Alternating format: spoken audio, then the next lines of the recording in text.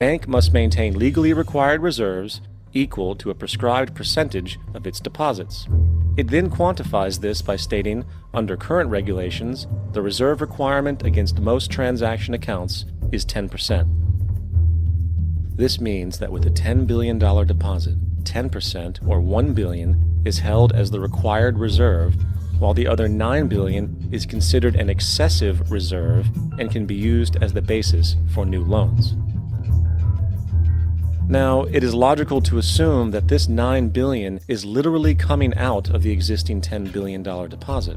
However, this is actually not the case. What really happens is that the $9 billion is simply created out of thin air on top of the existing $10 billion deposit. This is how the money supply is expanded.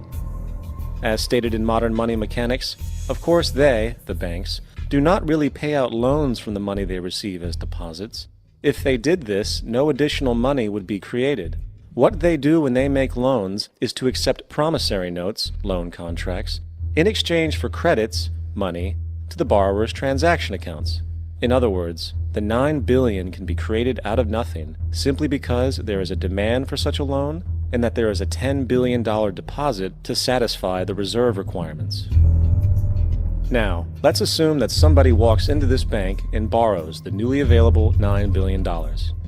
They will then most likely take that money and deposit it into their own bank account. The process then repeats, for that deposit becomes part of the bank's reserves. 10% is isolated, and in turn 90% of the $9 billion, or $8.1 billion, is now available as newly created money for more loans. And, of course, that 8.1 can be loaned out and redeposited, creating an additional 7.2 billion, to 6.5 billion, to 5.9 billion, etc. This deposit money creation loan cycle can technically go on to infinity. The average mathematical result is that about $90 billion can be created on top of the original $10 billion. In other words, for every deposit that ever occurs in the banking system, about 9 times that amount can be created out of thin air. Money jitters.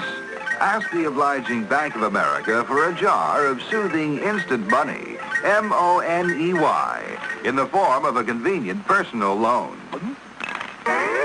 So, now that we understand how money is created by this fractional reserve banking system, a logical yet elusive question might come to mind.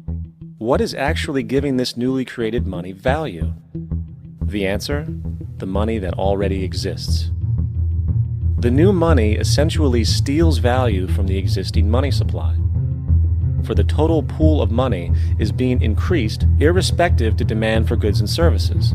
And as supply and demand finds equilibrium, prices rise, diminishing the purchasing power of each individual dollar.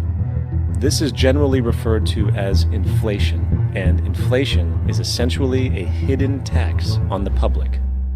What is the advice that you generally get? And that is, inflate the currency. They don't say debase the currency. They don't say devalue the currency. They don't say cheat the people who are saved. They say lower the interest rates. The real deception is when we distort the value of money. When we create money out of thin air, we have no savings, yet there's so-called capital.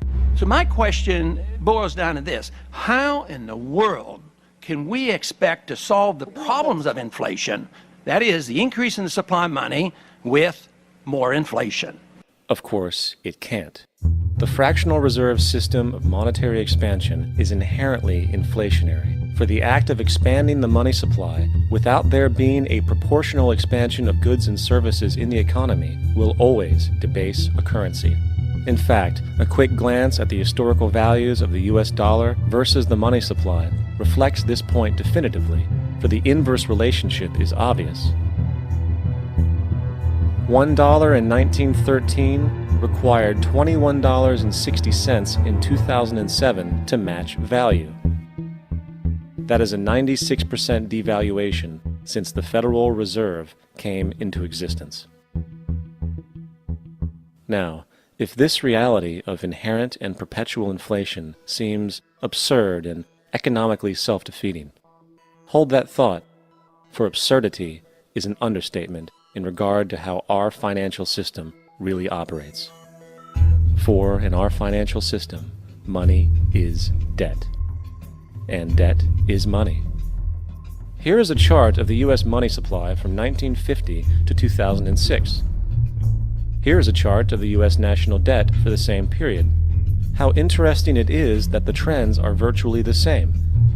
For the more money there is, the more debt there is. The more debt there is, the more money there is. To put it a different way, every single dollar in your wallet is owed to somebody by somebody. For remember, the only way the money can come into existence is from loans. Therefore, if everyone in the country were able to pay off all debts, including the government, there would not be $1 in circulation.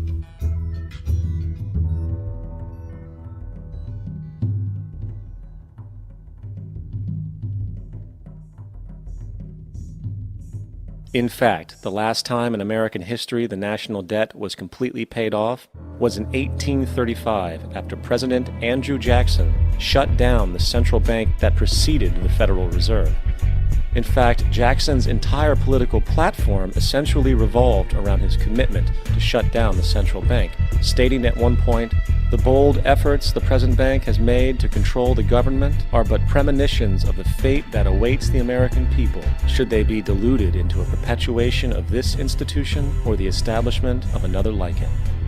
Unfortunately, his message was short-lived, and the international bankers succeeded to install another central bank in 1913, the Federal Reserve.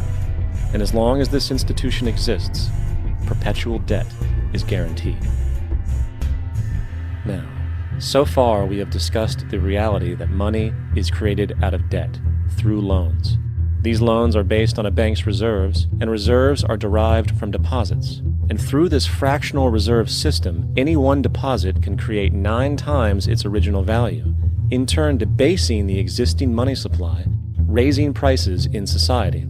And since all this money is created out of debt and circulated randomly through commerce, people become detached from their original debt, and a disequilibrium exists, where people are forced to compete for labor in order to pool enough money out of the money supply to cover their costs of living. As dysfunctional and backwards as all of this might seem, there is still one thing we have omitted from this equation. And it is this element of the structure which reveals the truly fraudulent nature of the system itself: the application of interest. When the government borrows money from the Fed, or when a person borrows money from a bank, it almost always has to be paid back with accrued interest. In other words, almost every single dollar that exists must be eventually returned to a bank with interest paid as well. But if all money is borrowed from the central bank and is expanded by commercial banks through loans, only what would be referred to as the principal is being created in the money supply. So then, where is the money to cover all of the interest that is charged? Nowhere. It doesn't exist. The ramifications of this are staggering, for the amount of money owed back to the banks will always exceed the amount of money that is available in circulation. This is why inflation is a constant in the economy, for new money is always needed to help cover the perpetual deficit built into the system, caused by the need to pay the interest.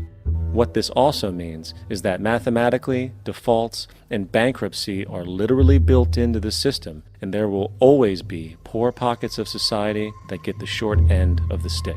An analogy would be a game of musical chairs, for once the music stops, somebody is left out to dry.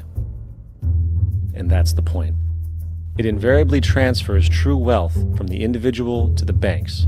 For if you are unable to pay for your mortgage, they will take your property. This is particularly enraging when you realize that not only is such a default inevitable due to the fractional reserve practice, but also because of the fact that the money that the bank loaned to you didn't even legally exist in the first place.